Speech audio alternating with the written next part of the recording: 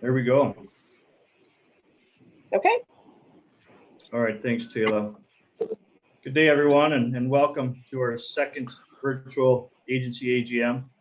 I'm the agency chair, Chad Ross, and I ranch with my family near Estevan, Saskatchewan. I plan to have a fast, snappy AGM here today full of information and answer your questions on the happenings at the agency.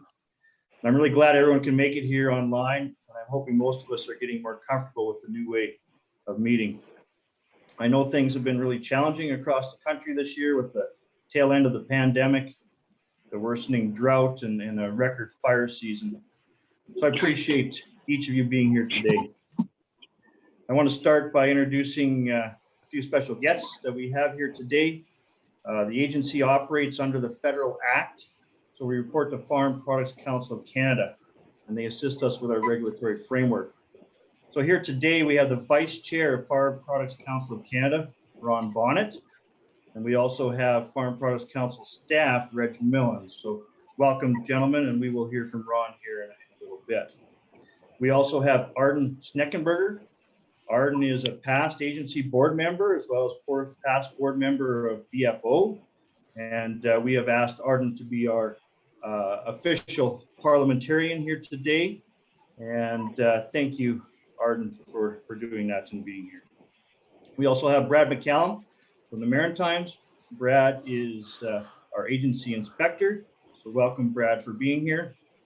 And I'd also like to say at this time a special thank you to Melinda and Taylor for putting together a great report and AGM schedule here, and thank you for all the work you've done.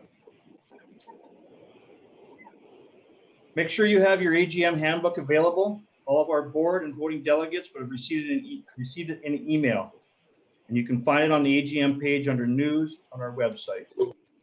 I appreciate that many of us have been busy with a lot on our plates, so Taylor is posting a link to it in the chat, so you'll be able to follow along there.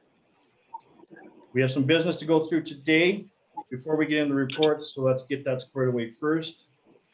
Please mute and turn your camera off when you're not speaking. It helps reduce the background noise and distraction for us and increases the speed on your line. If you're speaking or asking a question, please unmute, and if you can, turn on your camera. We'll ask that you say your first and last name and who you're representing here today. If you notice that your name isn't current or listed correctly in the participants panel, with your first and last name, you can update it by clicking on the participants list and clicking rename. Anyone who has called in only and not connected online, we need to know who you are for quorum. So if you could please unmute now and let Taylor know who you are.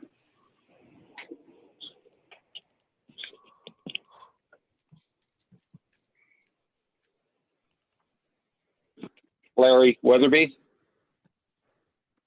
Thank you, Larry.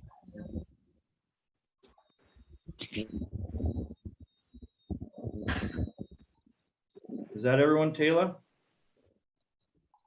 I'm just looking, I did have a 403 number in here. Yep, there's a 403 number. So somebody here in Alberta, if you're on the phone, if you could just let me know who you are so I can make sure you're marked down for the meeting, that'd be great. Amy Peck. Awesome, thanks, Amy.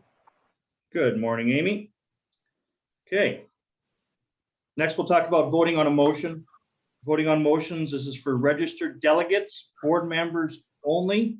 Other participants are only observers. On each motion, we'll ask for movers, seconders, and then we'll call the question in reverse. And so I'll be asking for all opposed. When the question is called, please unmute yourself, state your name, the organization you represent, and cast your vote in the negative if you are to vote. Does anyone have any questions on the voting logistics?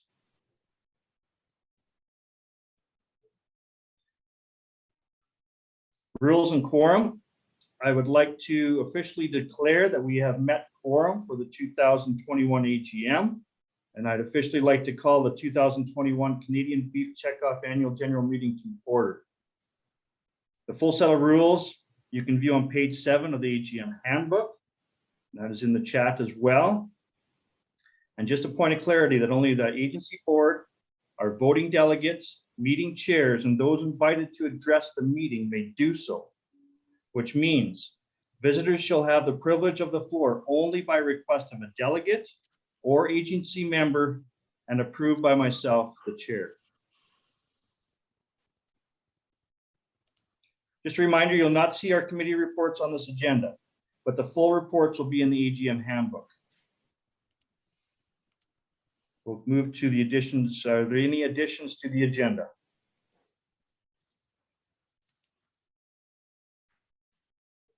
Hearing none, I'll ask someone to move the approval of the agenda.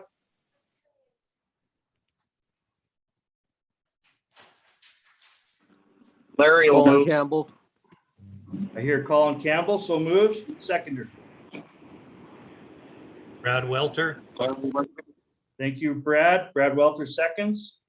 Discussion? Discussion? I'll now call the question reverse. All those opposed? Hearing none, the motion has carried. Next item on our agenda is the AGM minutes. We'll now move for approval of the 2020 AGM minutes. The minutes were distributed in advance for you to review, so we will not go through and read them at this time for the sake of time. You've read those. Are there any errors or omissions that we need to note at this time?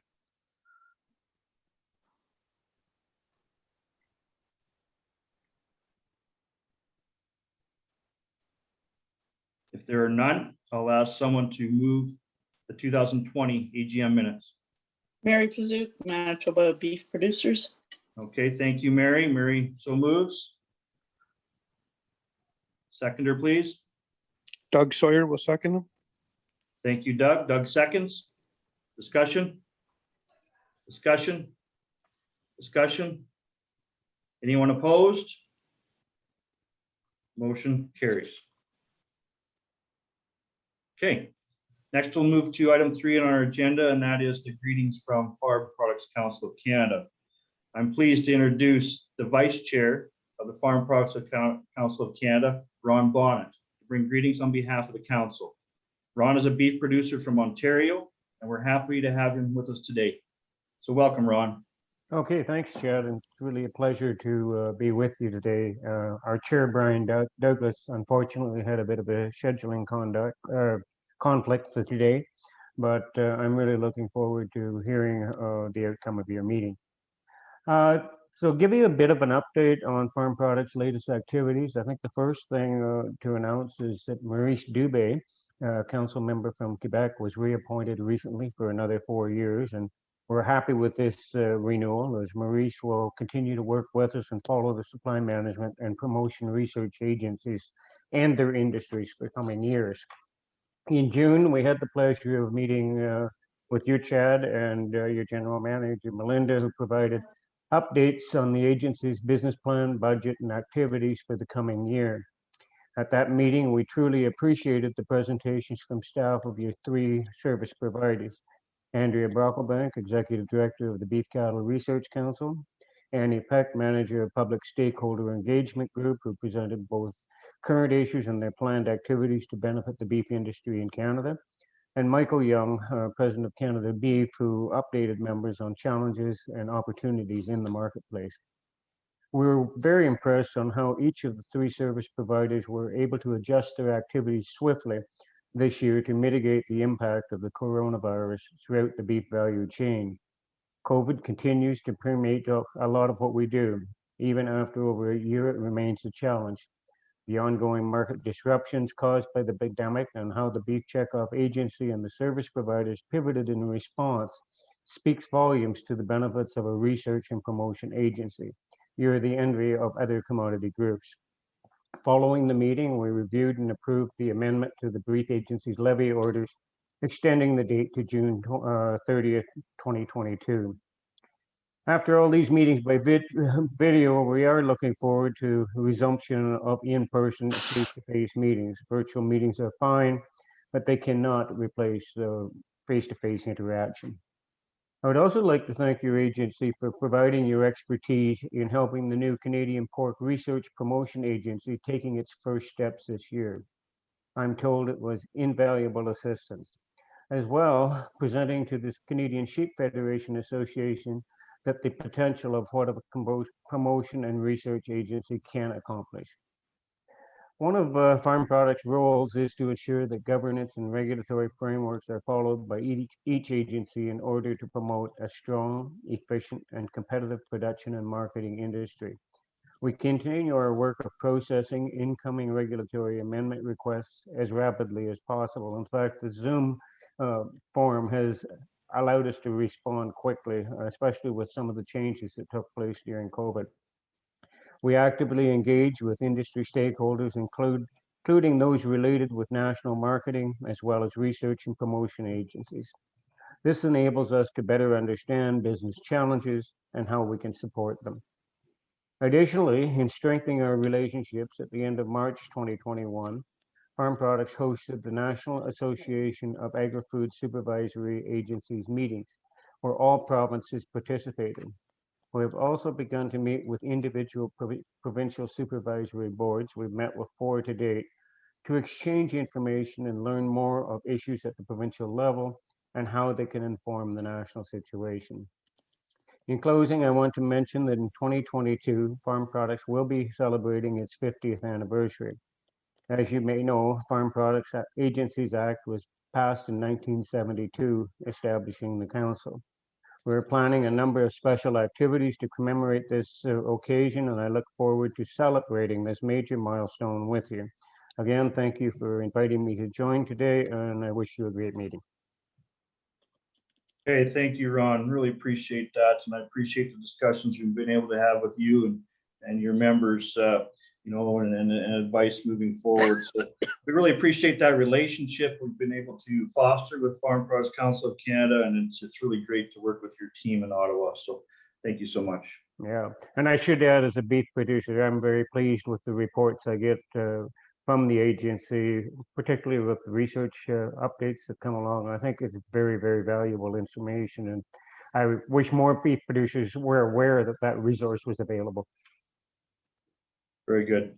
Thank you, Ron. Okay. Okay, we'll move into the my report, the chair report. This is the 2021 AGM chair report. Thanks again, everyone, for coming today to our second virtual AGM. I know we all miss the networking and social time at these meetings that used to bring. We felt this is a way to ensure that all of our stakeholders would be able to join us today. There was some overlap with CCA and some different things that this virtual method allows us to get together. First and foremost, I'd like to officially present the agency's 2020-2021 annual report. And if you haven't yet had a look, you can find a link to our AGM package or check it out on our website. It is in both English and in French. So again, thank you, Melinda and Taylor, for all your work there. It has been a challenging year, to say the least, for beef producers in Canada. We continue to struggle with drought, with the fires, the feed shortages, market uncertainties. Cattlemen and cattlewomen in our country are resilient, but I know there are hard conversations and difficult decisions being made on beef farms and ranches this year. We all continue to find ways of doing things better and more efficiently with what we have. Our focus here at the agency is creating the best structure to administer the checkoff in a transparent and prudent way. We spent last year working on our bylaws, which we'll go through later, to ensure that they reflect the reality of our organization and our industry. For 20 years, beef has been the only promotion and research agency under the Farm Products Agency Act, allowing us to collect national checkoff and import levy on beef and beef products. This past year, beef has been joined by the Canadian pork industry, who has formed a pork promotion and research agency. We would like to congratulate the pork industry and are looking forward to seeing more benefits of promotion research agencies within Canadian agriculture. We are also pleased to announce that the Pork Promotion and Research Agency has contracted the Beef Checkoff Agency to administer collection of the pork import levy on their behalf. This allows the pork industry to utilize established infrastructure and create efficiencies for their industry. It also allows the agency to pursue new business stream as more commodities come online as promotion and research agencies with the ability to collect import levies. The agency continues to work closely with Farm Products Council of Canada on our regulatory framework and reporting, and we are thankful to work with such a tremendous team at the council.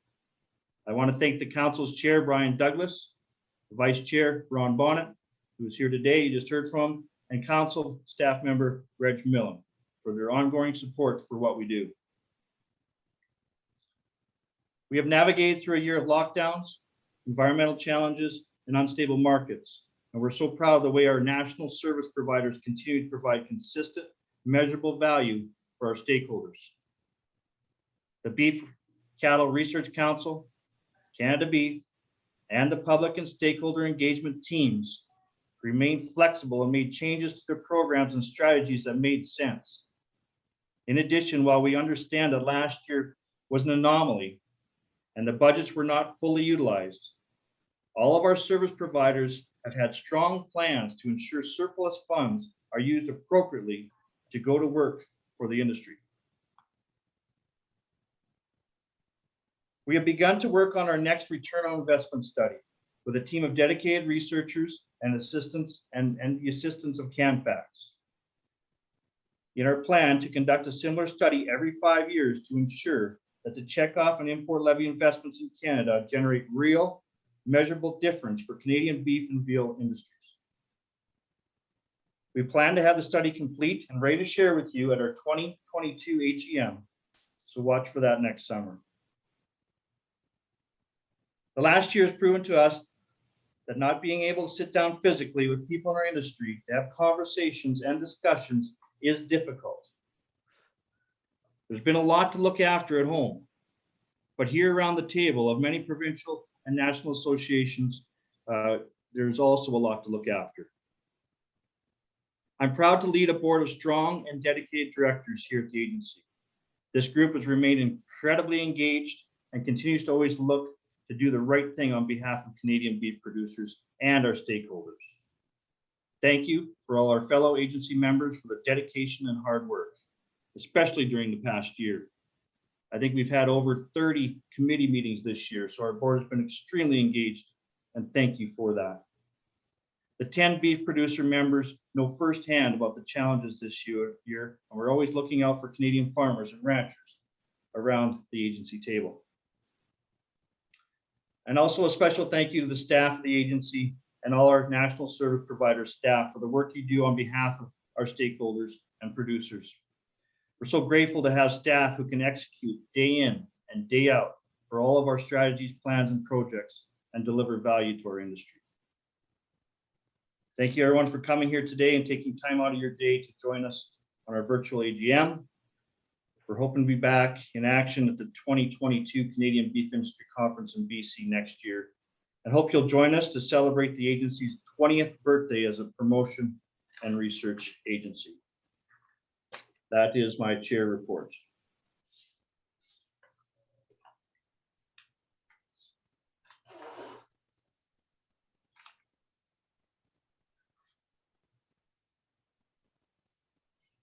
Okay, so I think we're going to go ahead. It says financial report on the next on the agenda. We're going to go ahead and roll that. Had some flight complications with Kirk. He should be here any minute. We'll roll right into Melinda's general manager report.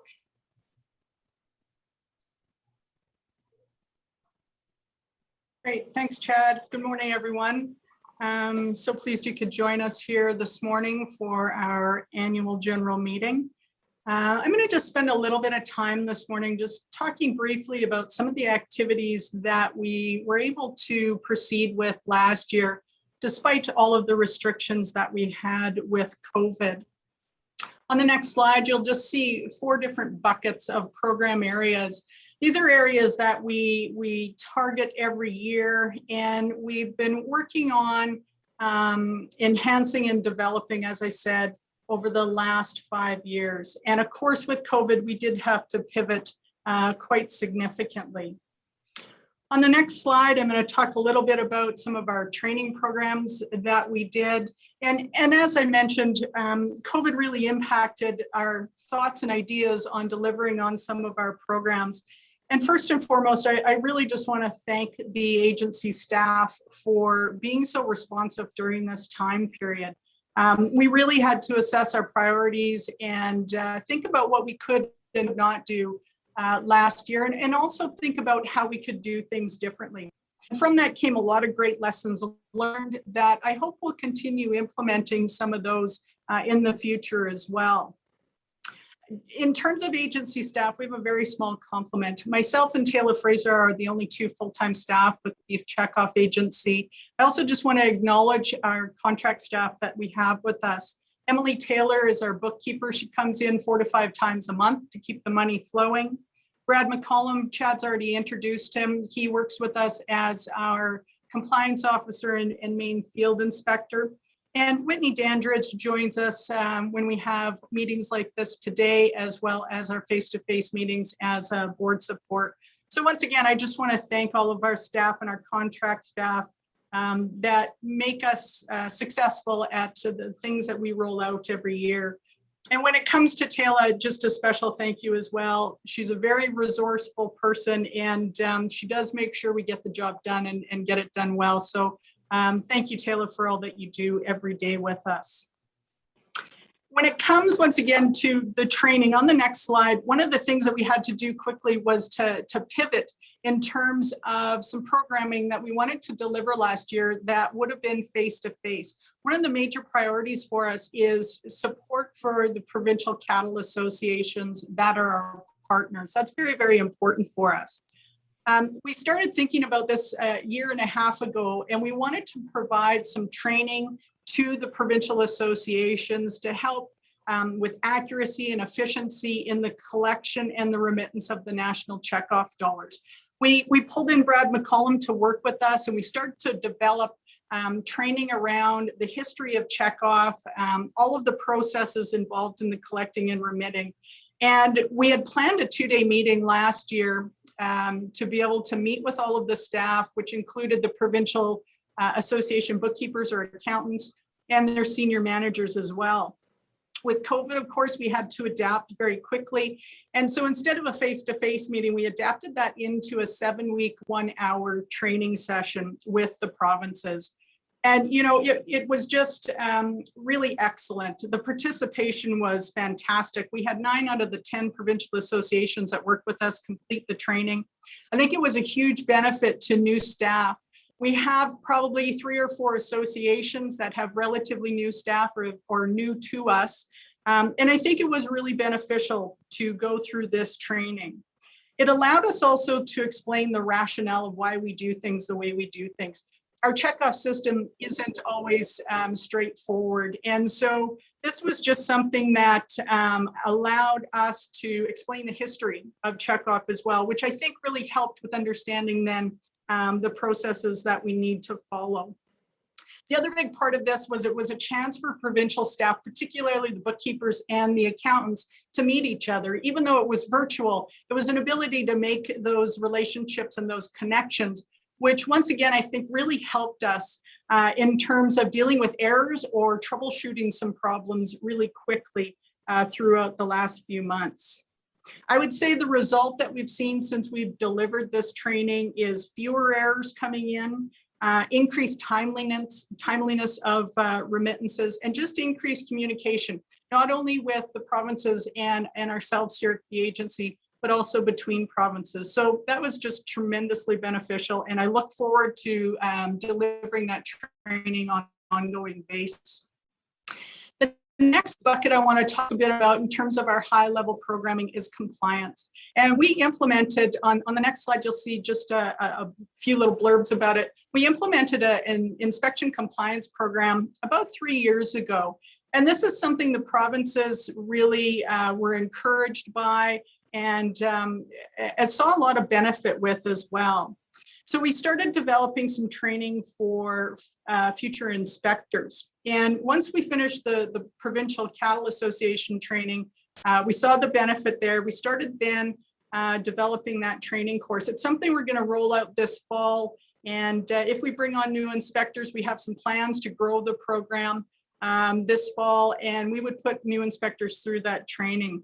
And so I think that'll be really, really beneficial. But this past year, we continued, despite COVID, we continued delivering on our compliance programming and our inspections. We had a number of field inspections lined up. Of course, we had to cancel those. And what we did is we worked with some provinces and we conducted desk audits. We worked with them to maybe review dealer records and look at compliance and look at whether or not there was something we needed to address. So we were able to do that. That worked well. And we also worked with some provincial associations doing some desk audits. And I know it sounds scary when we say the word audit, but really the intent there, and this is a direction we want to continue to develop, is Provincial Cattle Association audit programs, is not to go in looking for errors, but to go in and just continue to support our provincial cattle associations. And so we did conduct some of those last year. Once again, really beneficial to us to understand the challenges that provinces may be having with checkoff collection and remittance, but then also to help with the efficiency and reduce errors with our provincial associations. So I think that went really, really well. The program continues to be of interest to the provincial cattle associations, and we continue dialogue with many of them, talking about future inspections. And I do think we will, as soon as COVID settles down and we have that ability to go back out, we'll be rebooking the inspections that we had planned to do, and definitely be looking at more, because we do have that support from our provincial associations. Overall, I think the benefits of the compliance program have been pretty significant. We have seen years where we've seen extra revenue coming in because of it. And it also has increased the efficiencies of the collection process for the provinces as well for us.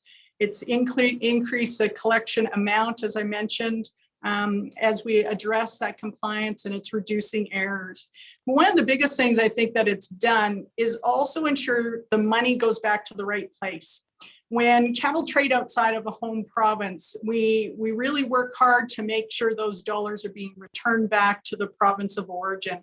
And that tends to be where we see a lot of the slippage, if I can call it that, money sometimes going to the wrong place. So that's very important for us to make sure the money is being returned back to the province of origin.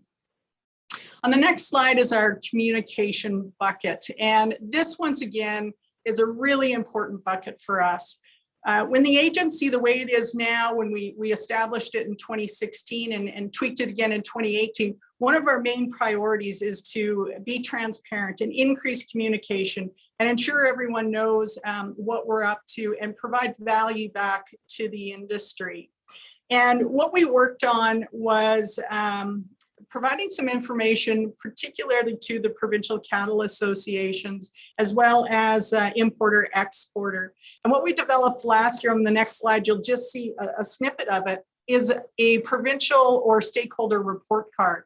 And this was really well received when we sent this out last fall to the provinces.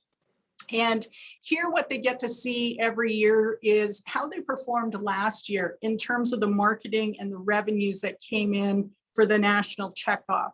They get to look at a moment's glance at marketing trends, be able to compare it year over year, look at peaks and troughs of the marketing. But really interestingly, I think one of the main things for the provinces, for the provincial cattle associations, we broke out their marketings and their revenue by cattle that were sold within their province, and then cattle that were sold outside of their province and where they were going. And this was of interest to the provinces. Not only was it helping some of the provinces with future budgeting exercises, but it was also, once again, being related back to our compliance program. And what we had is some provinces came forward identifying potential areas of slippage, because they know that some of their cattle are moving to certain provinces, but they were not seeing that being reported on our report card. So once again, it gave us a focus and a direction to be able to look at some future compliance programming as well. So we're going to continue to do that. As I said, it was really well received, and I think it's a really nice one-pager for provinces to have a quick look back and see the revenues and the flow of their national checkoff dollars year over year. For the governance report, or the governance bucket on the next slide, once again, as an administrative group, governance is very, very important to us. And this year was, as Chad said, an interesting year to manage and to be able to manage all the moving parts of the agency administratively. And we had tremendous support from the board and from our committees as they embraced virtual meetings. The number of meetings we had exploded over previous years. Part of that was the ease of getting together using the virtual format, but part of it was too, we were really tackling some big projects this past year. One of them, of course, and you'll hear a little bit later on, is the bylaws. We were working on amending and revising our bylaws as we've committed to do every 3 years. And the governance committee met several times and we really went through them with a fine-tooth comb. And I think what we'll present later on are bylaws that are much more clear, allowing us, with fewer gray areas for us to manage internally, but also addressing some challenges that our stakeholders had too. So I'm looking forward to presenting those to you. The Finance Committee also really was performing at a high level this past year. The number of meetings we had was significant. And one of the big things we were tackling, not only are we just delivering on our return on investment study that Chad mentioned, we're going to see those results next summer, but we also started to look at the agency operational surplus. We are sitting on a surplus. And more so as a result of COVID. And we know those monies have to be reinvested back into the industry. And so the Finance Committee's really taken that on. And I really look forward to rolling out some programs and ideas soon in the future that you'll see those monies being reinvested back into the industry. On the next slide, looking forward, what can you expect from the agency? Obviously, we'll continue to administer the checkoff and the import levy in a transparent and efficient manner. We're working on that return on investment study that Chad mentioned, and we really look forward to rolling that out to producers and stakeholders in person at the Beef Industry Conference in BC next year. As Chad mentioned, that's going to be combined with 20 years of collecting a national checkoff.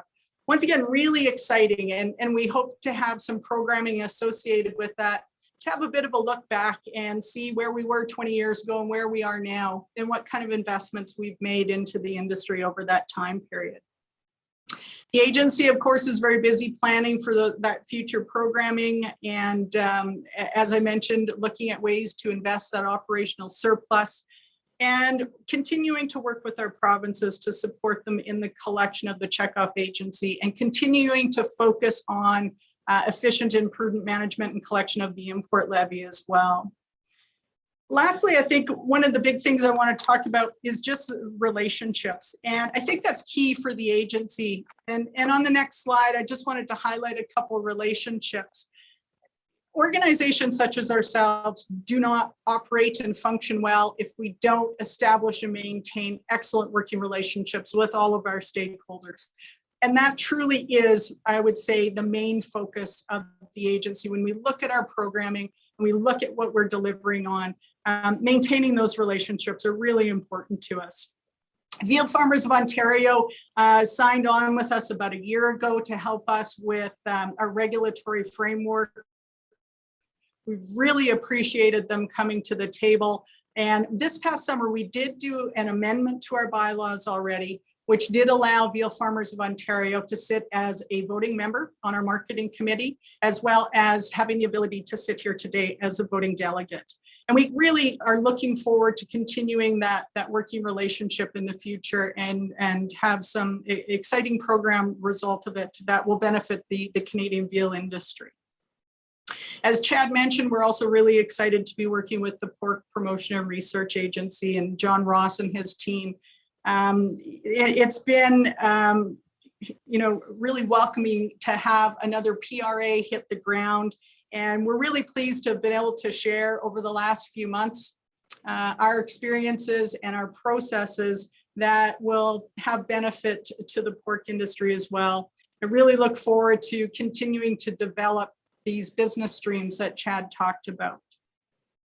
I want to just once again thank everyone for coming today. That's a really quick overview. I don't want to spend too much time. We have a lot of other things to cover today.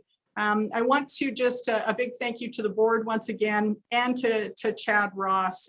This is his second year as the chair of the agency, and the vision that Chad has, the discussions that we have, I really appreciate them. He's a visionary, he's a forward thinker, and I think he's really helped us take the agency to the next level in terms of our current programming and our future programming. So thank you once again, Chad, for your leadership, and I will turn it back over to you. Okay, well, on that note, thank you, Melinda. Appreciate that and appreciate your presentation. Well done.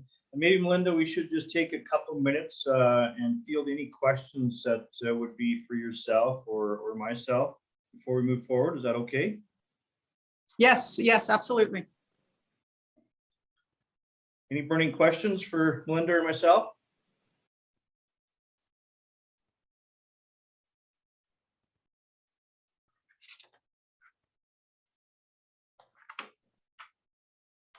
Okay, well, we'll continue to move on then. I'm going to, Kirk has had some flight challenges, so I'm going to turn it over to, we got Jeff going to pinch hit for Kirk here on the finance.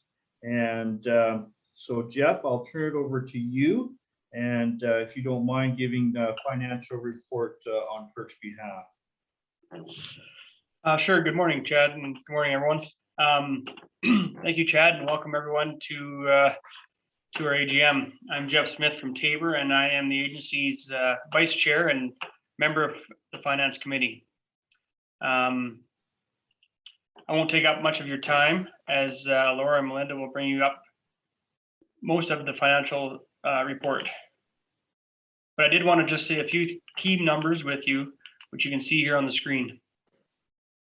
In 2020 and 2021, we had record revenues of both checkoff and import levy at a total of $17.6 million invested through our service providers. 49% going to marketing, 34% to research, 12% to provincial investments, and 5% to public stakeholder engagement. Melinda will take you through more detail of the financial statement here in a moment, but I would like to first introduce Laura Rivero, a partner at KPMG, to provide our auditor's report. Welcome, Laura. Hi, thank you very much for having me. Yes, so this was our 5th year working with the agency, and I can confirm that we did provide an unqualified audit opinion on Canadian Beef Cattle Research, Market Development and Promotion Agency on June 29th. Unqualified opinion just means it's a clean report, so no issues were noted. We did have full cooperation of the management team and have met with the audit committee. So we thank everyone for all of their help this year and throughout the years.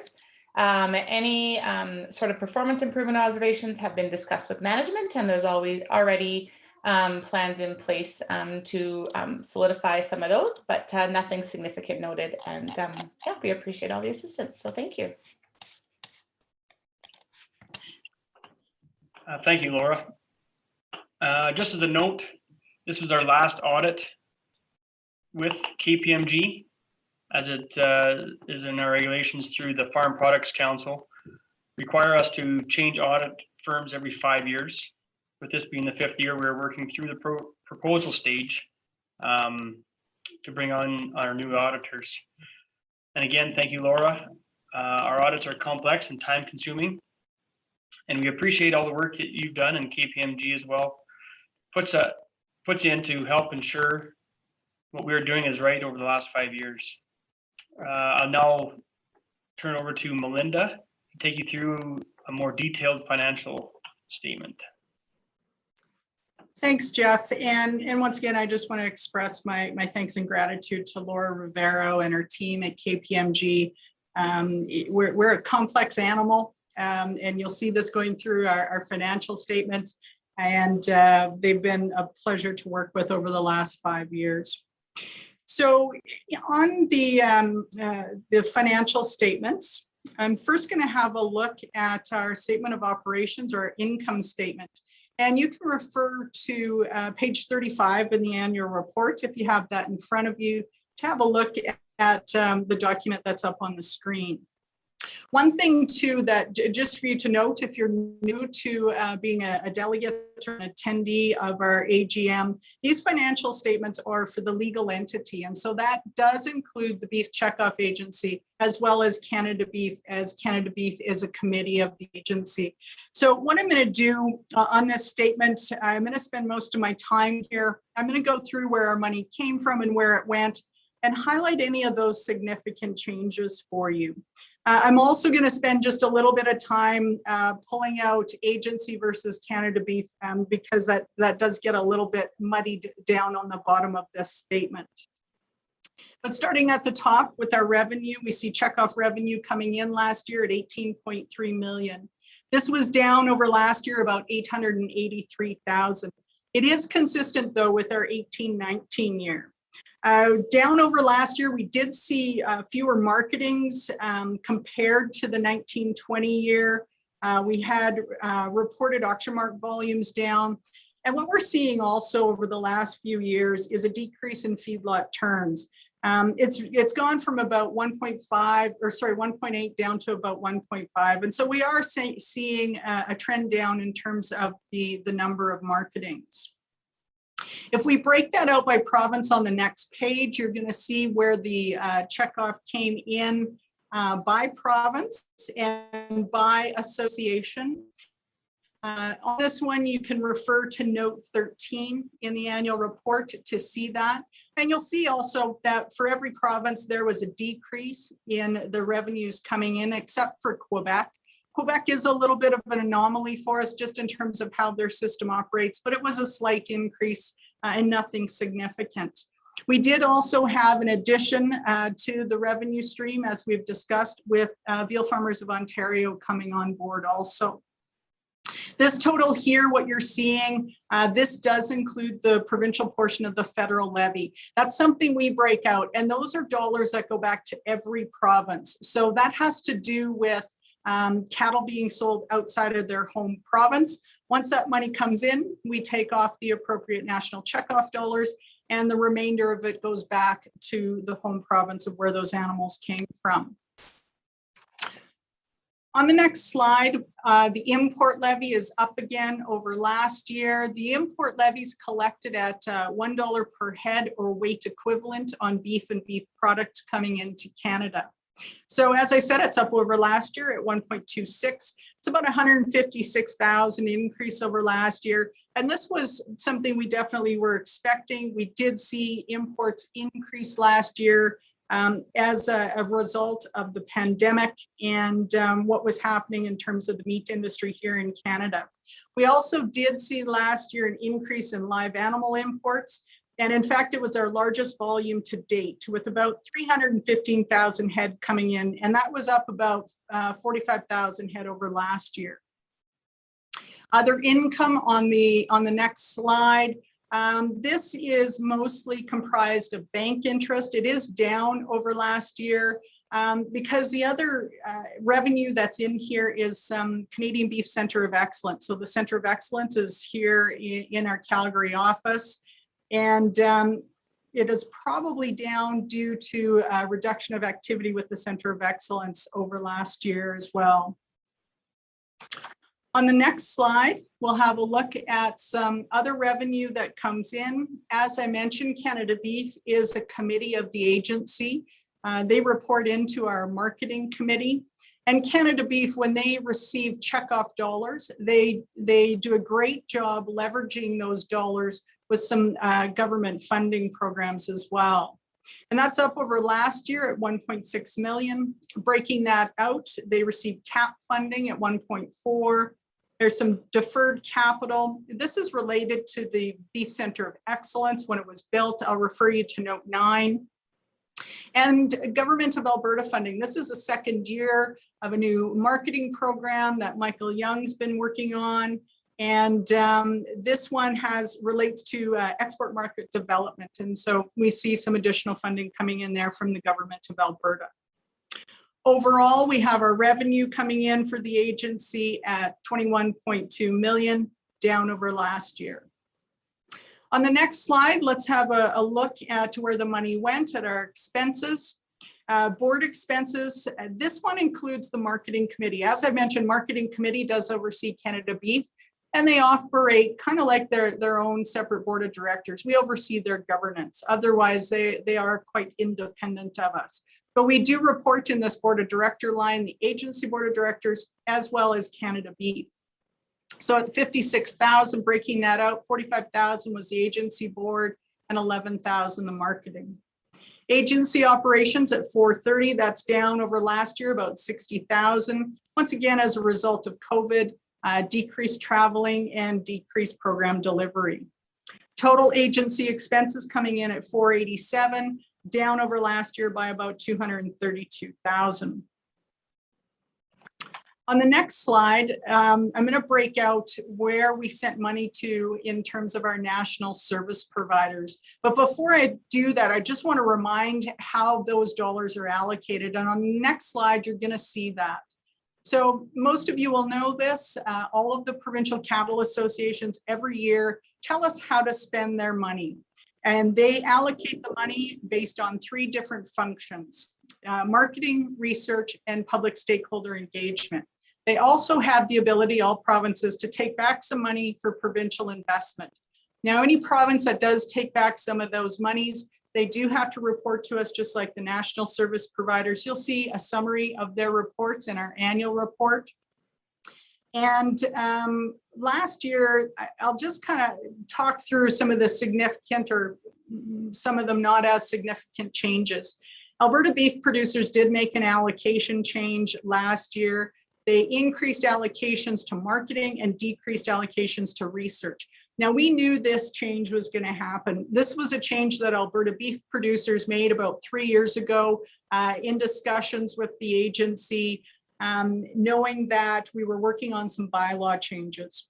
And so they did increase to marketing, before those bylaw changes came into effect, there was a decrease to marketing and an increase to research. And we knew that was going to be reversed in after the second year. We also did see Alberta beef producers increase allocations to public stakeholder engagement last year. Ontario, we saw a change as well. We saw an increase to marketing, a slight decrease to research, and a slight increase to public stakeholder engagement also. The Atlantic provinces, those 3 provinces made some minor tweaks to either marketing or research to once again increase allocation to public stakeholder engagement. So those were the significant or less significant changes to the allocations last year versus the previous year. If we go to the next slide, we'll walk through the numbers now associated with those allocations to the function areas. This one, if you want to have a breakdown of some of the numbers I'm going to reference, I'll refer you to note 15 on pages 54 and 55 of the annual report. Looking at public stakeholder engagement, that function area received last year $996,000, up over the previous year by about $160,000. PSE is jointly administered and jointly delivered by CCA and Canada Beef. CCA administers the program. So that 969 is allocated 75% to CCA and 25% to Canada Beef. So the money that was sent to CCA of that was 728,000. Canada Beef received 241,000, and of that they spent 160,000, with the remainder to be rolled into this year to be spent. So the total expense then that you see here for PSE at 893 is a combination of what was sent to CCA and what was spent by Canada Beef. Both of those organizations, CCA and Canada Beef, as I mentioned, will roll forward any surplus from last year into the current year's programming. On the next slide, we'll just break down the marketing expenses.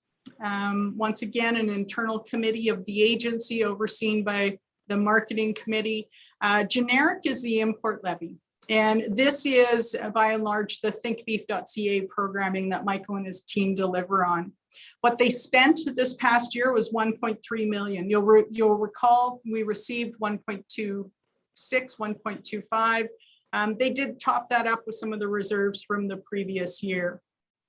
Branded is the national checkoff monies that are invested into domestic and international programs.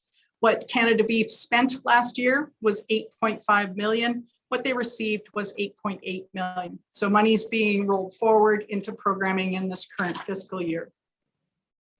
On the next slide, it's much more straightforward for our national service provider, BCRC.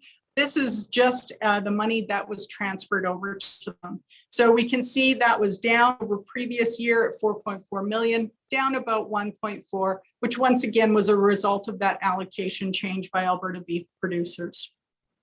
On the next slide is the provincial investment. So these are monies that go back to the provinces that are allocating back to themselves for investment in provincial or regional marketing, research, or public stakeholder engagement with a national impact.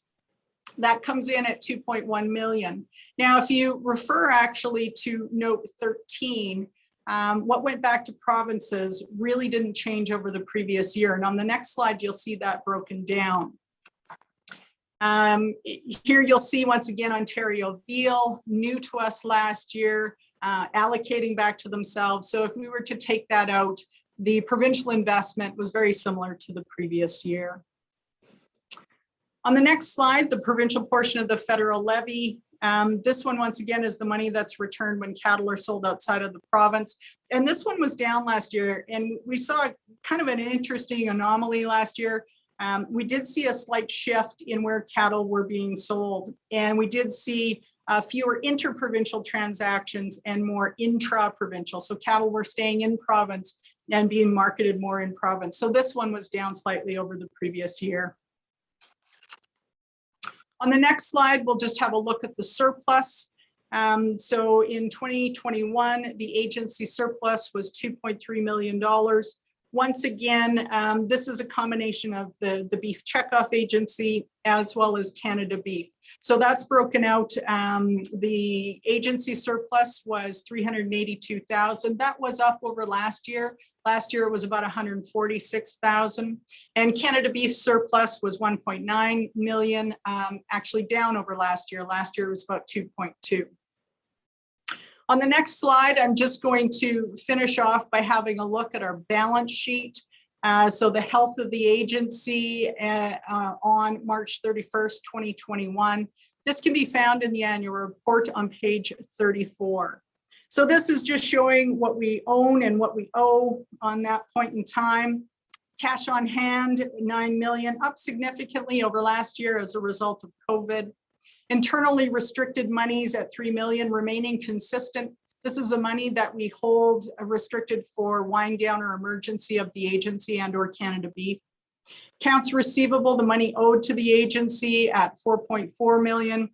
This is mostly checkoff dollars that were still to be coming in at that point in time. Accounts payable, the money owed out on March 31st at 2.9 million. Once again, mostly just checkoff dollars needing to be allocated out. We'll finish with the net assets, once again showing a positive financial position on March 31st, 2021. And I think that is a very quick run through of our financials, hitting the highlights. Jeff or Chad, I'll turn it back to you and happy to address any questions. Okay, thank you, Melinda. And I guess we'll answer any questions at this time. Keep in mind that we do have Michael Shitu on as well, CFO with Canada Beef, if you have any questions for them. And Kirk is close, but maybe not quite on yet, but Jeff could probably field some questions from the Finance Committee also. So are there any questions? Hi, Chad. I do have a question here in the chat box. Okay. It's a question from Fred Lozman, and it's for Melinda and Laura from KPMG. So the question is KPMG aware of any special audits that could be done to strengthen the agency's system of checks and balances. So I'm just going to ask Fred if he wants to expand on anything before we field this over to Laura and Melinda. So Fred, if you wanted to expand on anything, you can unmute and feel free. Thanks, Taylor. Yeah, thanks to Laura for being available for this meeting and for the 5 years KPMG is engaged in the audit. And I just wondered if, in terms of when I mean checks and balances, I mean transparency and oversight. And you've probably already answered this because you've engaged with the finance committee and administration, but is there any place where KPMG thought, it'd be nice to dig a little deeper, but, our contract with the agency doesn't allow us, we haven't got paid to dig a little deeper, but is there any place where you would say, we need to go a little deeper to look into this? Yeah, so I think, thank you for clarifying. So there's always either reports, whether they're audit reports or specified procedure reports, which is really just a procedure and a findings type report. We could do a controls or a process review. We do test entity level controls as part of the audit, but certainly don't go into details on any of the individual controls. But certainly that's something that could be done. And then we actually have a program called Lean in Audit. There is a lean system that we can do, which really is sitting down with different process groups and assessing where there might be duplications of efforts, where there could be efficiencies gained.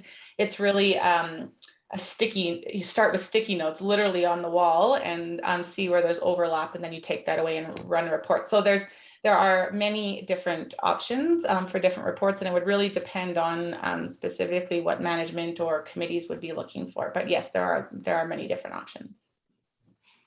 If I can add there as well, Chad, just under our regulatory framework, Fred, there is also a provision if needed and if requested.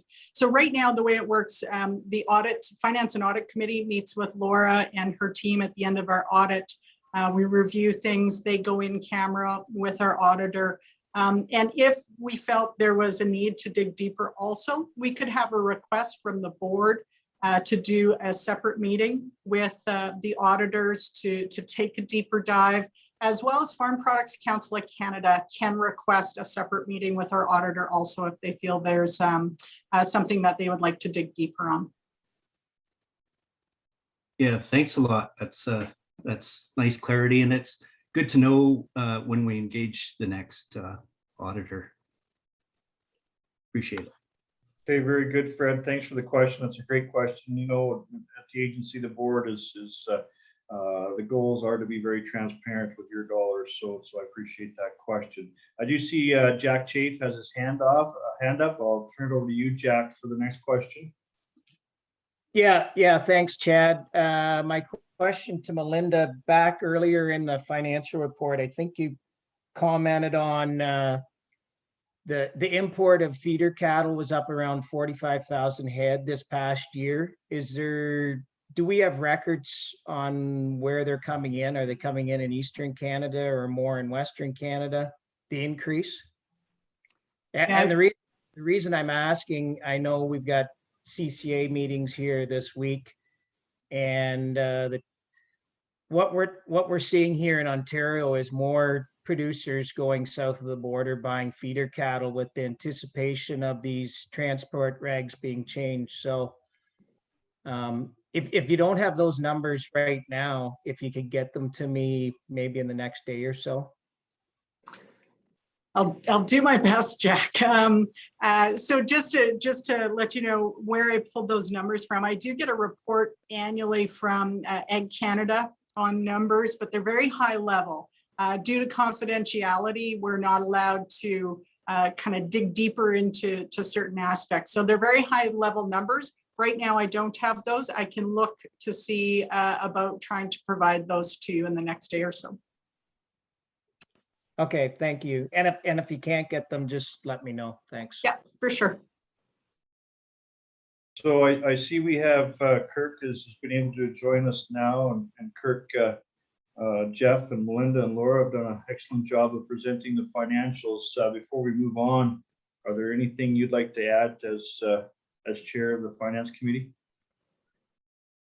First of all, I'd like to apologize for the lateness on my flight landing. There was a bit of a delay, but from what I understand, Melinda, you've done an excellent job presenting everything. So at this point, I really don't have any more to add to lengthen this meeting. Okay, thanks, Kirk, and welcome. Any other questions before we move on? There's no more in the chat, Chad. All right, thanks, Taylor. Let's go ahead and move along to governance. And I guess before I do, I'd just like to thank the Finance Committee on the amount of work they've done. And man, our committees have been engaged this year. And I've just been so proud of our board members and how they've, a lot of discussion and a lot of back and forth. And that just shows a lot of health in our board. And the same with the governance. Going through these bylaws, it wasn't just reading bylaws and going through them. It was a lot of discussion, a lot of back and forth, and a lot of knowledge there of people that have engaged in governance in the past. So we'll move on to the governance report. You'll see in our AGM package, you'll find the report from Larry Weatherby. Thank you, Larry, for your continued hard work as our chair and part of the executive. Part of the governance's priorities over the past year has been to review the agency bylaws. The agency reviews their bylaws every 3 years, and between review periods, we're constantly taking notes of any changes that we feel would be beneficial during the next review. The agency members vote on any and all proposed changes, and the agency does seek input from our stakeholders. The bylaws were delivered to all our stakeholder associations and voting delegates on July 26th to begin the review. You'll find them in your meeting package or on the HDM website if you'd like to follow with us along with us here today. Comments will be open until August 20th and should be submitted through your provincial or stakeholder associations who you represent as a delegate. Melinda's going to take over here now, and she's going to walk through just a high-level review of the proposed amendments we have for the bylaws. And anyway, please feel free to ask questions in the chat box below while Melinda reviews proposed amendments. We'll open those for a live discussion after she is complete with her overview. I'll turn it over to you, Melinda. Great, thanks, Chad. As mentioned, I'm going to just go through this pretty quickly and give you a high-level look at the proposed amendments to the agency bylaws. We do have to do this deep dive review every 3 years, but we take note and review every year anything that we want to queue up for revision when that time period does come up. And really, so we made some significant changes in 2018.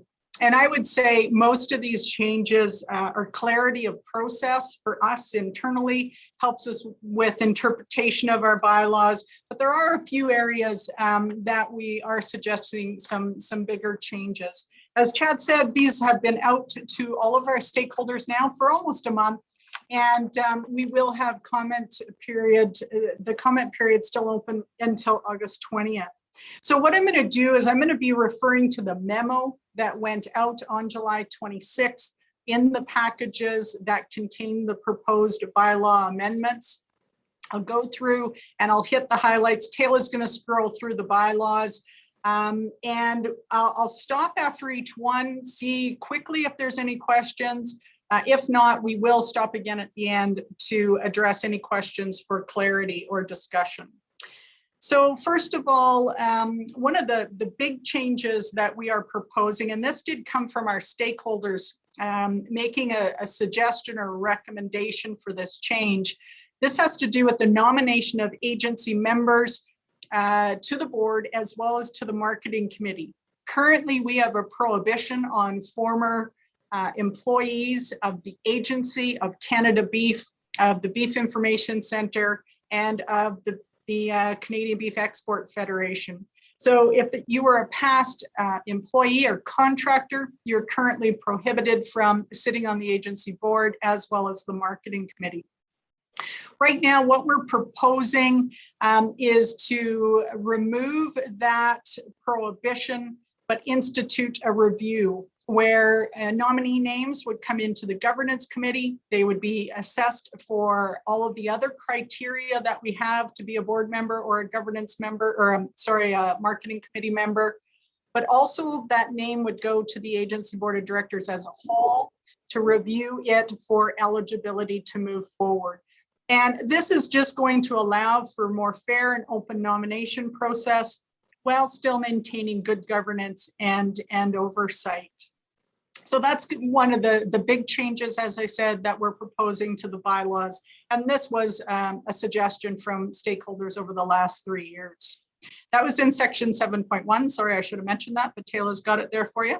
The next one, sorry, I was going to stop and wait and see if there's any comments or questions on that one. Okay, not seeing anything. The next section is 24C. This is the elections by the agency. And this is for elections of producers to the marketing committee. So our marketing committee right now has 13 members. 8 of those come over from the agency. There are 6 of them that come from our stakeholders from CMC and Import Canada and our retail food service. And 2 of them are producers that sit on the agency board that go over to marketing. And the purpose there, they're marketers in their own right, but the other purpose there is oversight of checkoff dollars. So we're collecting and using producer checkoff dollars. And this is an ability for producers to have some oversight of those dollars. Currently, right now, what happens, the agency submits names to the delegates at the annual general meeting at this meeting to elect those 2 seats. And in the last 3 years, 2 names have always come over and those positions have always been acclaimed. The proposal is to change that from being elected by the delegates to being elected by the agency board of directors. And really, the big reason for this is governance. This allows for better sound governance processes on the marketing committee because it would allow the agency to address any within-year vacancies in those 2 positions. Right now, if there were vacancies, we would have to go back to the delegate body to be able to replace those. And that can be very cumbersome and timely to do. So that's the rationale for that recommended change. Pausing there for a moment if there's any comments. The next section is section 35. This is the duties of the agency vice chair and vice chair committee appointments. So this is one that we just wanted to put into the bylaws so that it was there. We're currently operating this way. Our finance chair, our vice chair always sits on our finance committee. And we want that to be a permanent fixture within these bylaws. Once again, this just encourages a stronger level of understanding of the agency finances, which we think is really important for that position if they are to then move into the future chair role. So that is that proposed amendment. Hearing nothing there. Section 64, this is one, I've already mentioned this in, oh, I do see Kim O'Neill's hand up. Taylor, let's let Kim jump in there and ask a question. Yep, for sure. Kim, you can unmute and ask your question. Hi, yeah, sorry, just on the process here, are these recommendations or are these going to be implemented right away? Yeah, so we're in our comment period for the agency bylaws. We are taking comments now for consideration. So the governance committee and the agency board of directors will consider all comments coming in. Once comment period closes August 20th, the agency board and governance will review and either proceed with these proposed amendments as written, or if some comments have or have strong opposition or other processes for consideration, the board would consider further amendments. And then will you be notifying members, or how will you be advising once these decisions are finalized? Yeah, absolutely. Great question, Kim. Once the bylaws are voted on and in place, they would be going out to all of our stakeholders. So all of the provinces and all of stakeholders such as CMC. Okay, thank you. You're welcome. If nothing else, section 64, the marketing committee members, I've already mentioned this one, Veal Farmers of Ontario have been added as a voting member on the marketing committee. We did make that amendment this summer so that not only could they have that voting seat on marketing, because they've been an observer for over a year, but also so they had a voting seat as a delegate at our annual general meeting. The next change is to section 68, member at large nomination, member at large eligibility. This was just put in here to provide clarity of intent. And it was never the original intent that the 4 member at large seats that sit on marketing, that bring additional marketing expertise. The intent was never to have as agency board members. We already have 2 agency producers sitting over on marketing and 6 other agency members. So once again, the intent was never to have additional agency members go over there. So this was to clarify that those 4 member at large cannot be an elected agency member. Moving on, if no comment on that one, I'll refer you to section 78 and 79. This is the removal of marketing committee members. There's really no fundamental changes here. This was just once again to clarify process for us internally on removal and reappointment of members and temporary substitute members. So just clarity for us and no fundamental change, as I mentioned. The next amendment, proposed amendment, is section 80, election of the marketing vice chair and finance chair. So as you'll recall, the marketing committee does operate as a standalone mini board with the chair, a vice chair, and a finance chair. The proposed change here is to clarify who would be eligible for those positions. And currently the way it's been operating is that those positions, the vice chair and the finance chair, do come from elected agency members. So the proposal is to amend the bylaws to clarify that it would continue as elected agency members to fill those 2 positions. The marketing chair is always an elected agency member because they are elected at the board meeting that immediately follows this meeting. And they are always, as I said, an elected agency member. No comments there. We made revisions to our remuneration and to the Schedule B. This was to reflect the new members that we have, the members at large, etc., and to be able to have them officially listed in the monthly and meeting fee section. And we also created some allowances for electronic meetings, which have become very prevalent in our day-to-day activities. There were no other significant changes to rates. It was just to add members and to clarify the electronic meetings. Our fee schedule does have to be approved by Farm Products Council of Canada when we do make changes. That has been submitted to Farm Products and they have provided approval of that schedule. Next, I want to look at section 21, 122, and 1. This is probably the big major change we're proposing, and this is to the delegate formula. So how delegates are selected to attend the annual general meeting. The purpose of delegate is to attend the AGM, to vote on elections, to vote on resolutions, and they play a very important role. The current delegate formula was established back in 2011, and at that time Canada Beef was operating as the sole entity, also overseeing the collection and the remittance of checkoff. You'll recall 2016, my position was created to separate out that function. And since then, we haven't made any significant changes to this. The formula that we use for the provincial associations, there's nothing wrong with that one. We have no intention of tweaking that one at this time. It's all based on the amount of total checkoff a province sends in.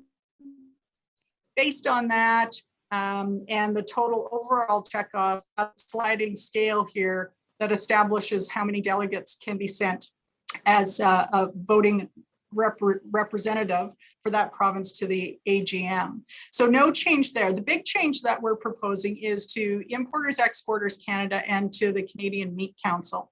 Once again, this process was set up in 2011 when Canada Beef, their AGM was called an annual forum then, and was very much a marketing meeting. And currently the Canadian Meat Council has a total of 10 delegates that they send, and Importers Exporters have a total of 5 delegates. What we would like to do is move importer exporter into the sliding scale delegate formula. And they are paying in import levy this year at 1.2 million. And if we included them into this formula, it would mean they would drop currently from 5 delegates down to 4 delegates. And they would be a part of the overall revenue formula. CMC, that one is not one we can include into the revenue formula, but what we would like to propose is to drop them from 10 delegates down to the province that is at the lowest level in terms of revenue. So that means that they would drop from 10 delegates currently down to 2. I'll stop there and see if there's any questions or comments on that one.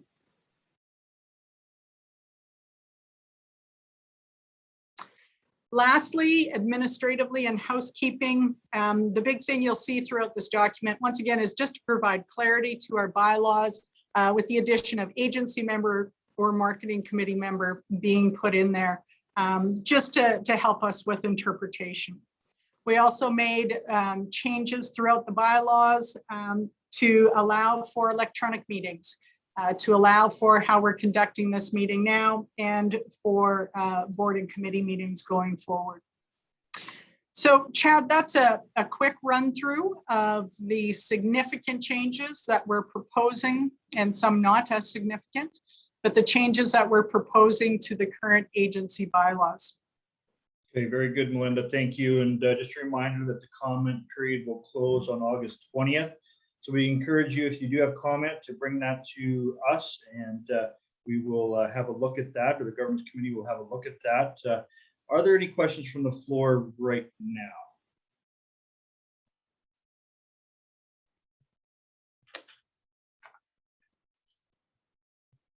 Okay.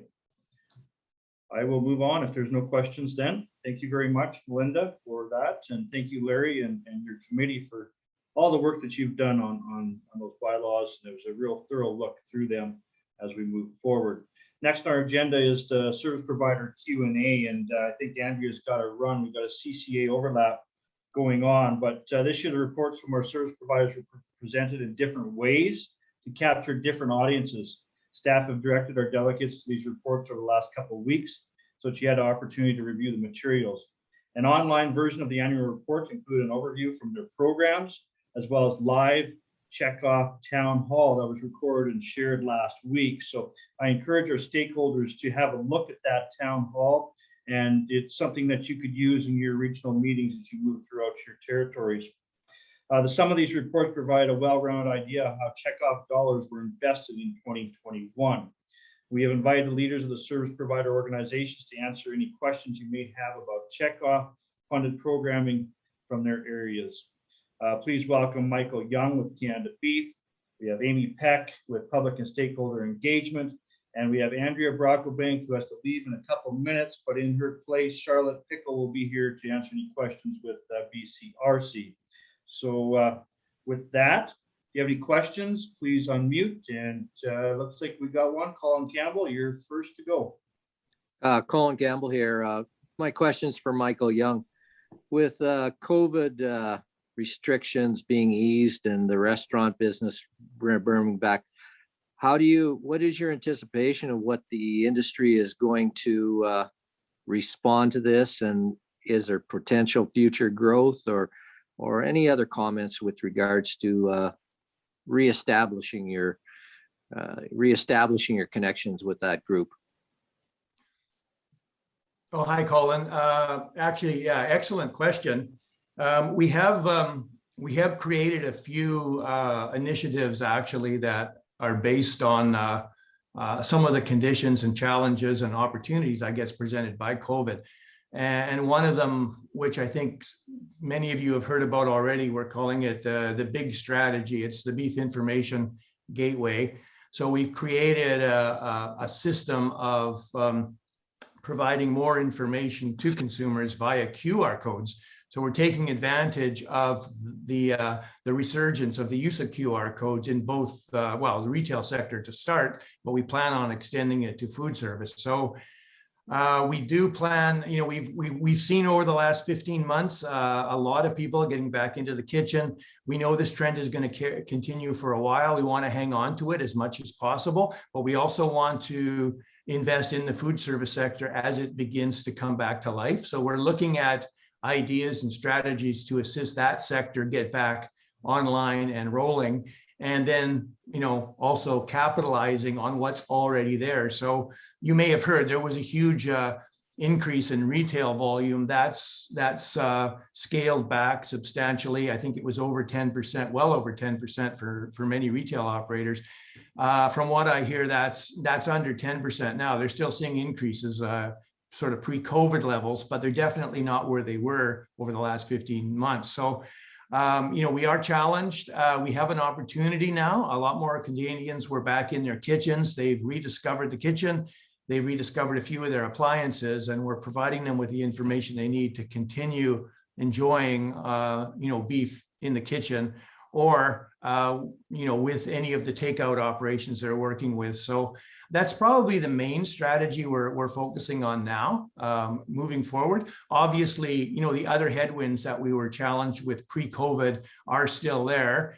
However, you know, COVID has offered us some opportunities to take advantage of, and we see the QR code gateways being one of those areas that we certainly can provide more information to those who, you know, are enjoying our product. So that's probably the main answer, Colin.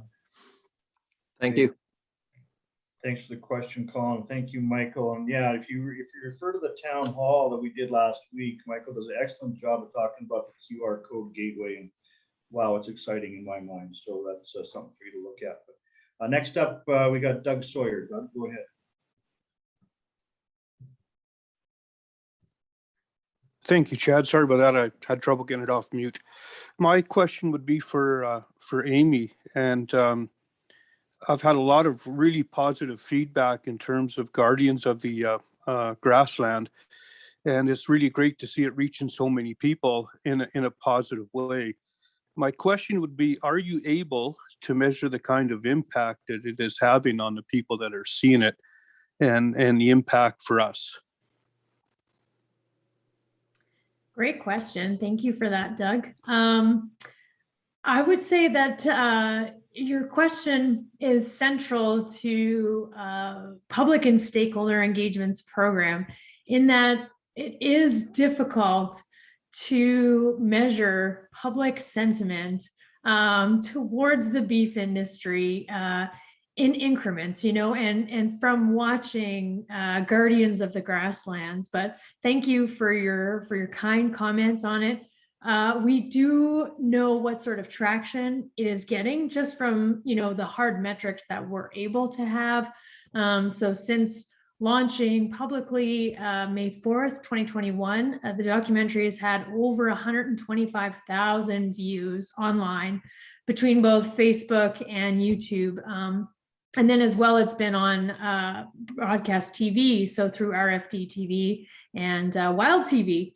And I will say that a lot of what I know is very anecdotal, but that from multiple divisions of CCA and other industry partners, we just keep hearing, you know, these stories of how people have watched Guardians of the Grasslands and now are more passionate about grasslands themselves, and much more knowledgeable about the link between raising beef cattle and conservation. So I wouldn't say at this point we have anything where we can say specifically, what sort of impact it's had other than views and this anecdotal evidence. But we look forward to incorporating those sorts of questions into our consumer surveys and trying to get what we can consider measurable impact for it. But we're so proud of what we've heard from producers and industry partners and the general public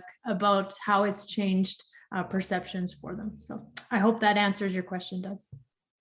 Okay, thank you, Amy, and thanks for the question, Doug. And I'm so encouraged by public and stakeholder engagement and Amy's team on how they seem so proactive instead of reactive, and instead of dealing with issues that come about, we're looking forward. And so congratulations on that, and thank you for all the work you do.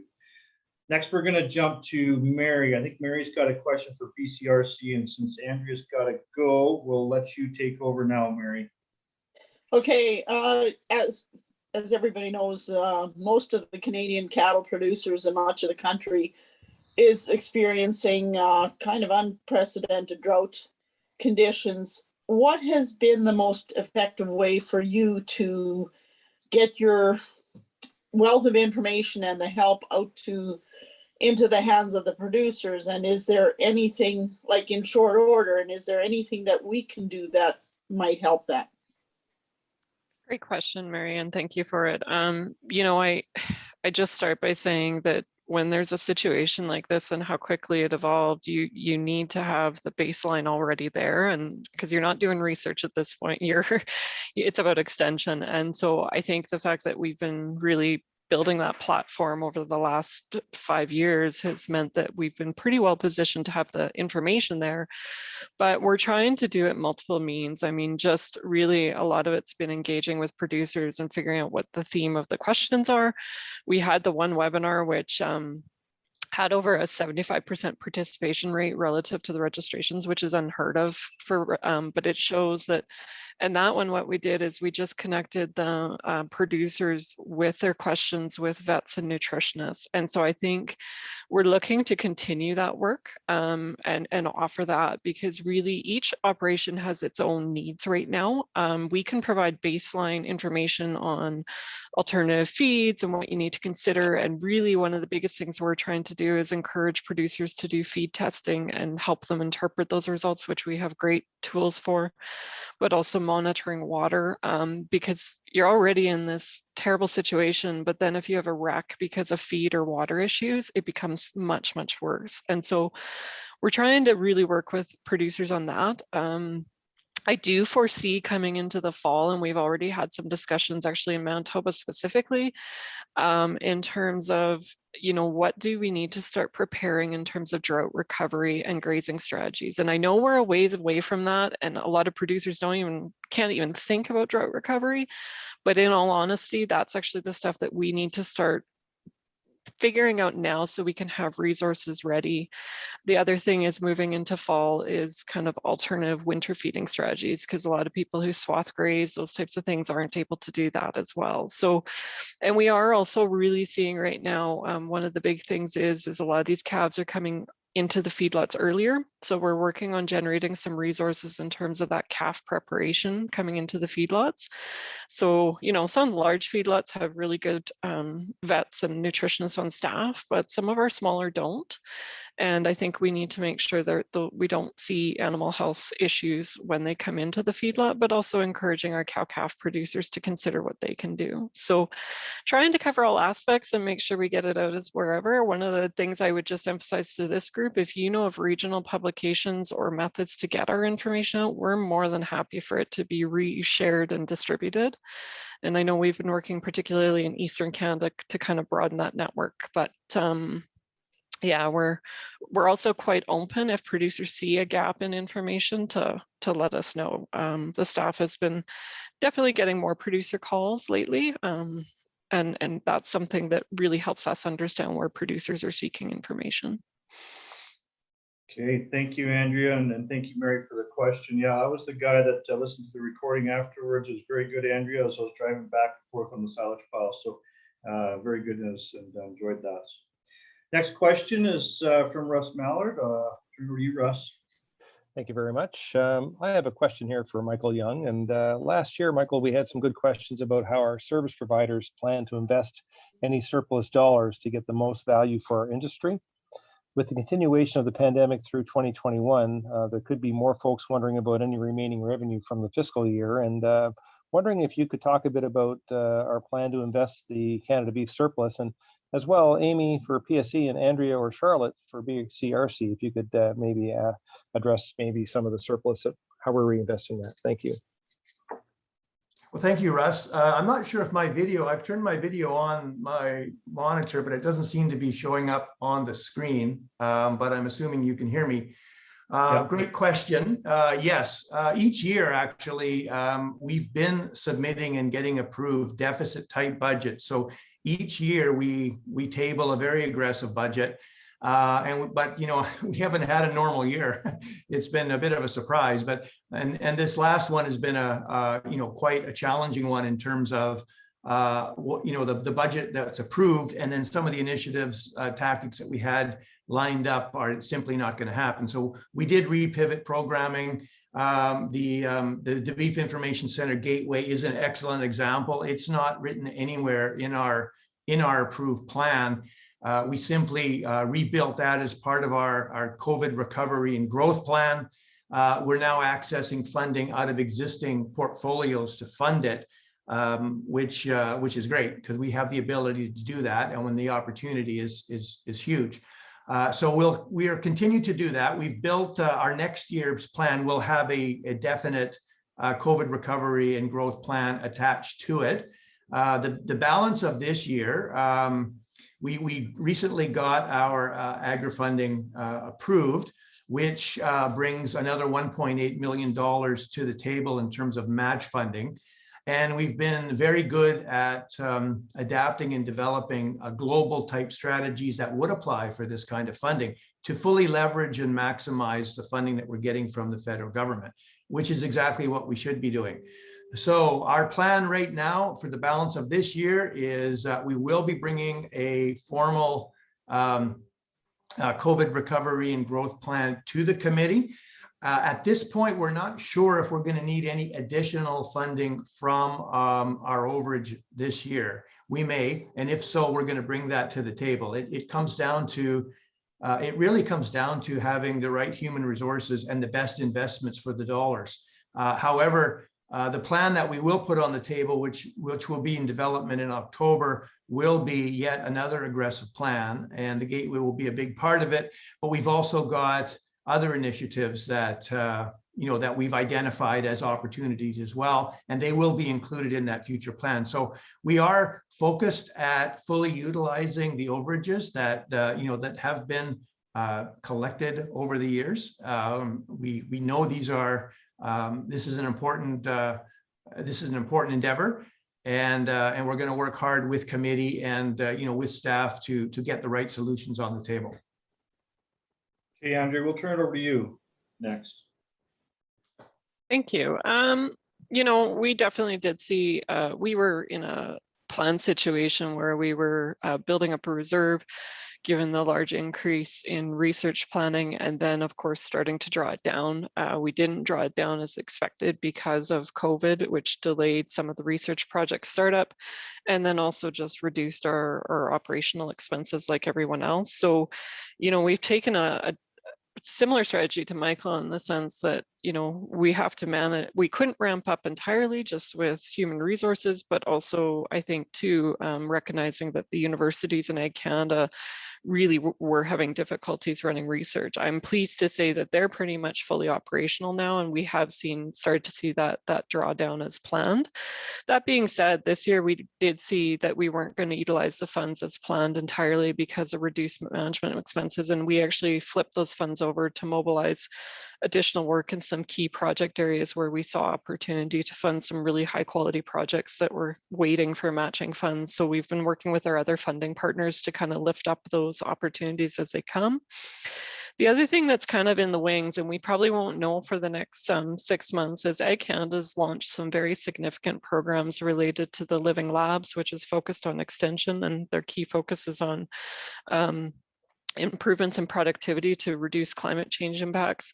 And also they've released another climate change fund as well, which has opportunities for improvements in productivity. And so we know there's quite a bit of funding requests out there that we have the potential to leverage, but until we see how Ag Canada moves in the next 3 to 6 months, we've kind of got to put that on hold. But that's something that council has in mind. And I think last but not least, the one thing that we have been able to jump in a bit is just to kind of provide additional extension support. As mentioned, we've launched a few different programs related to extension with the change in plans, most particularly supporting some greater development in Eastern Extension resources, but also working with our vets. So I think we've had to definitely be on our feet a bit more in terms of pivoting and doing different things, but there's no end to the needs. It's just a matter of being able to make sure that we continue to deliver at the quality that we want to and need to, but also that we manage it from a resource standpoint. And I think the one thing that we always have in mind is some of our investments extend 10 years out. So we've got to make sure that while it appears our reserve is high in some cases, some of that there's a cash flow management standpoint in the sense that we often invest in projects that range from 3, 5, and 10 years. So we're always kind of contemplating how much we invest, knowing that that intended drawdown is already really on track. So hope that answers it. Thanks, Andrea. Go ahead, Amy.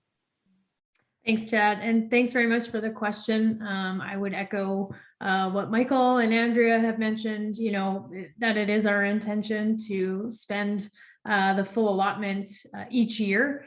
And especially now that some foundational steps have been taken for the PSE program, we're in a better position to do that. So specifically for our surplus, we had $240,000 carried over. 100,000 of that has been invested into a reserve fund. And so this reserve fund is meant for a national large-scale crisis that we have easy access to funds. And it's not something that we're just adding to year after year. We've done an analysis, and that's how much, you know, could feasibly be spent on a large response. So that has been invested so that it's still working, it's still producing returns for producer money. The other part of that is we have cash flow requirements at the beginning of the fiscal year. So, you know, we're structured on the CCA fiscal year. So that's July 1st to June 30th. So generally when revenues are lower, that's when our public outreach spending is at its highest in those summer months. So we've done a cash flow analysis, and you'll see year over year, we're needing to bring about $100,000 forward to cash flow those activities in the first half of the year, and to allow us to be independent from other checkoff providers and not needing to take on any loans. So for us to stand on our own 2 feet, about 100,000 needs to be rolled forward each year. So we're looking at a surplus of about 40,000 after that, and we are going to roll that into public outreach activities, especially coming out of some restrictions in a lot of the provinces. We're really looking forward to in-person events, which come with a higher cost than anything we've done virtually.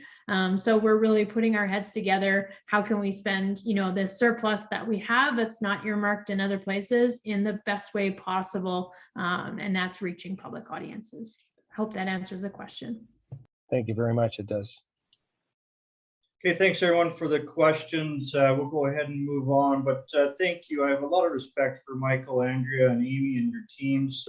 Thank you for what you do for us and investing our checkoff dollars to make a lot of difference. So appreciate that. Yeah. I do have just one submitted question if we wanted to just whip through that, or. Okay. Yep.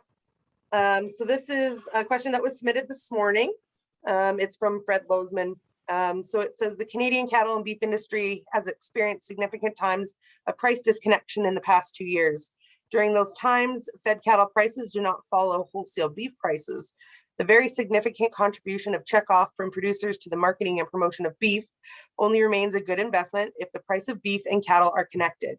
What can Canada Beef do to encourage or ensure that beef and cattle remain connected? And how does the cattle and beef industry respond or react to this problem?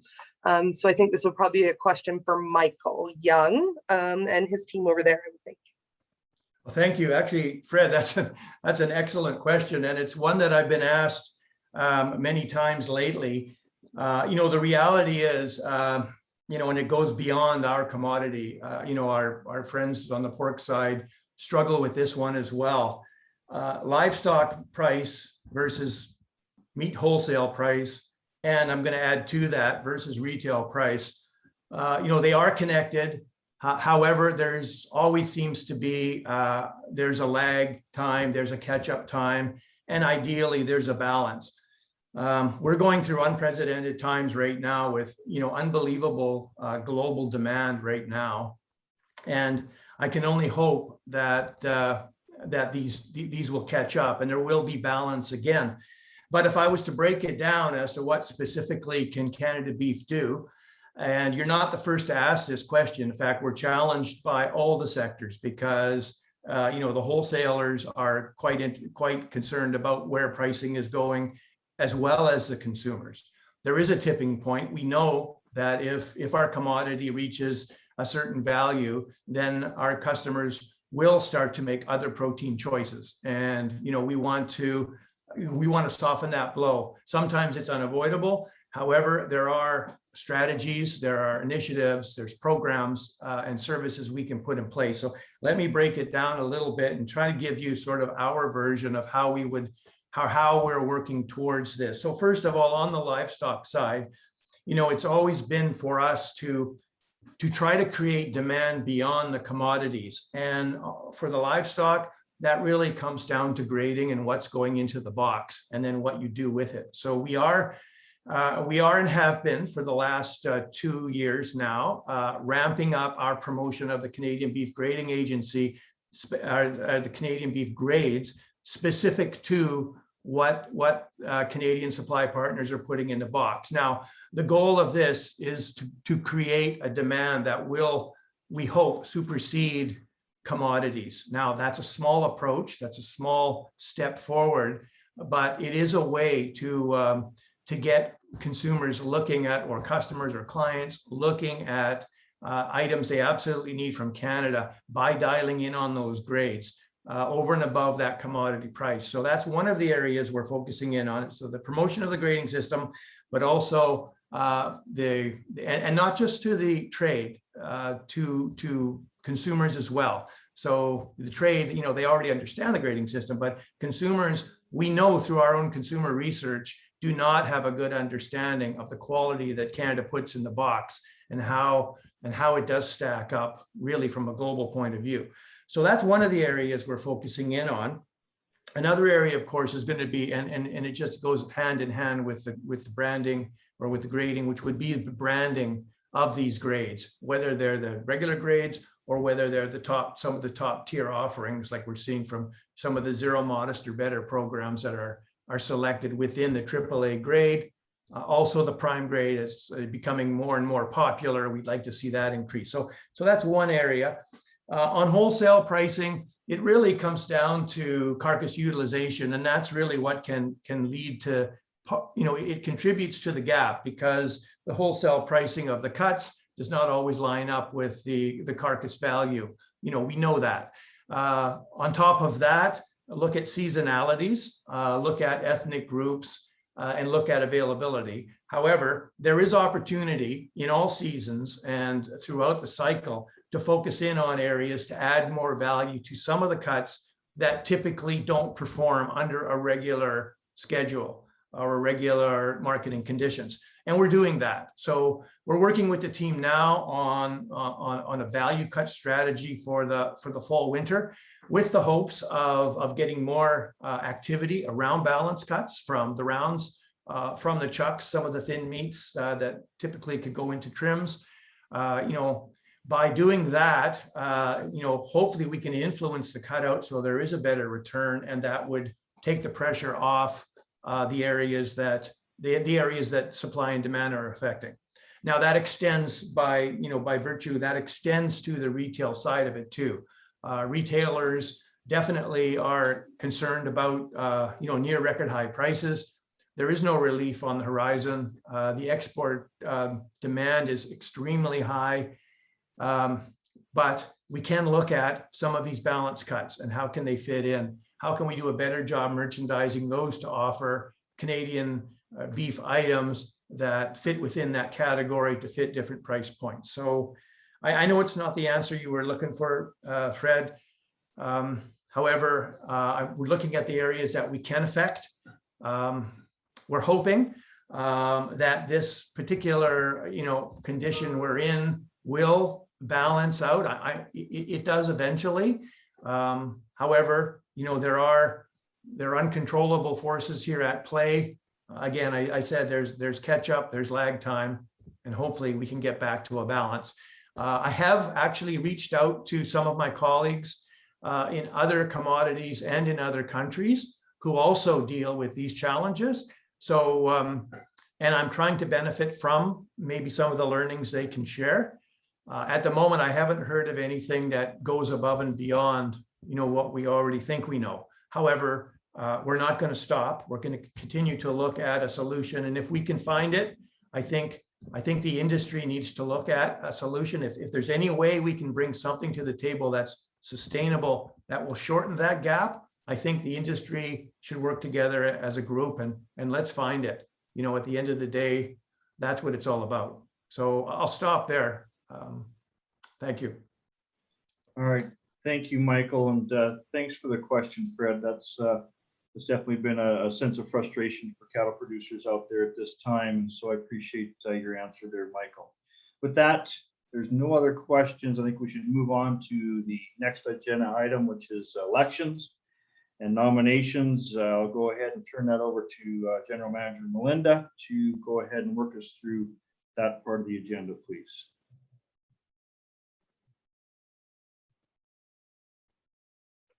Thanks, Chad.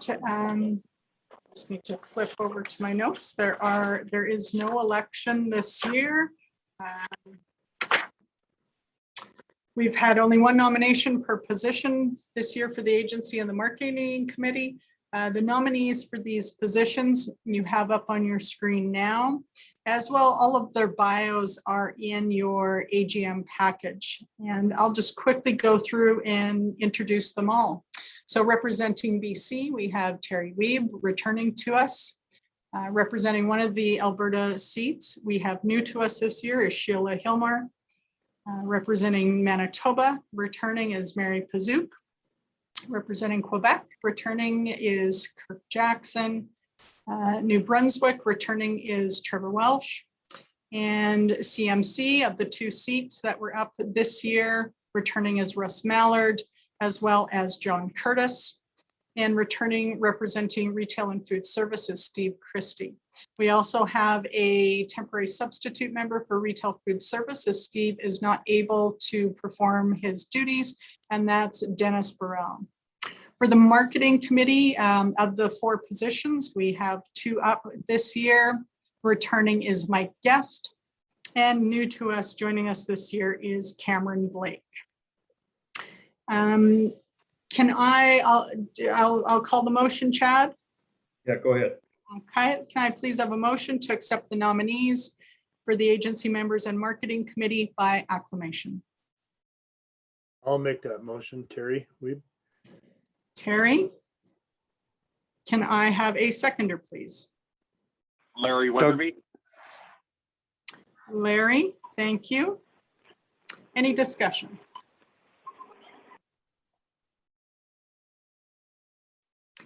Hearing none, I will call the question in reverse. All those opposed? The motion has been carried. Chad, back to you. All right, thanks, Melinda, and welcome to the new faces, Sheila Hilmer, representing Alberta beef producers, and Cameron Blake as the marketing committee member at large. Looking forward to working with you. Moving on, we've got some agency committee members leaving this year that have been a very important part of our team. Doug Sawyer and Helen Langford. Doug Sawyer has been a huge part and just been really engaged in the agency member, has been committed to sharing his views and of the Alberta beef producers and helped us through the changes we've gone through in the last few years on adding transparency to the agency. And I just really want to say thank you to Doug. His strong governance background has been a huge asset. Just made him an important piece of the agency's transformation over the last few years. So we'll miss Doug and his dedication to the industry and being part of the board. But we do know that, Doug, you're not far away, and we'll keep in touch. Thank you, Doug, for everything you've done. At this time, I'd like to turn it over to Mike Kennedy. I believe Mike's going to say a thank you for Helen. Thank you, Chad. Appreciate that. Good afternoon, everyone. I just wanted to take a minute on, as chair of the marketing committee, to thank Helen Langford for her contributions since coming on board. As Melinda alluded to earlier when she was talking about the bylaws, these roles were created, these additional marketing roles, as we evolve the board to try and expand the skills and the different perspectives of the industry that we wanted to have. So we had all angles of it. Helen was a good example of that. Brought a lot of great insight from the food service business. Had done some work with Boston Pizza, as well as some other areas now in other opportunities as well, but connected to the food business. One of the things is that we always wanted to have a consumer look at the business a little bit more and understand it more from the consumer's eyes, and the food service business particularly. Helen brought that to us. Great input in the meetings overall around different ways to look at things. We did have some subcommittees in the marketing committee itself, and one of those focused on the promotion of generic beef. Helen worked with Coral, headed that up, and then that was working with Michael's team of led by Joyce and Michelle there on the generic beef, and Helen added to that substantially. And for those who haven't seen some of the work that's been done in that regard, it's fantastic that team has done overall, promoting beef in general. Some great work there. So again, thanks to Helen. Great work, brought a lot, and took us to a new direction here in the way to look at things going forward. Thank you. Okay, thank you, Mike, and thanks again, Doug and Helen, for all the work you've done for us. And there'll be a token of our appreciation from the board showing up very soon for you. I just want to move back a bit. We've had a question in regards to the elections portion of the agenda. Maybe a question for you, Arden, as parliamentarian. Can Terry make that motion, since he is one of the ones being elected? Terry did move to accept the nominees for the agency. Is that the right process, Arden? Well, Terry is an official delegate. His term as president director doesn't expire till after this meeting. When you have your new board meeting, then he's appointed, so he can do that. Very good. That's awesome. Thank you. Okay, moving on. Resolutions portion of the meeting. I'd like to report that there were no resolutions submitted to the 2021 AGM. Many of you know, or all of you know, that the resolutions need to be submitted prior to the AGM. So since we don't have any resolutions, I guess I'd just open up the floor to any comments or questions that you'd like to acknowledge before we move into adjournment.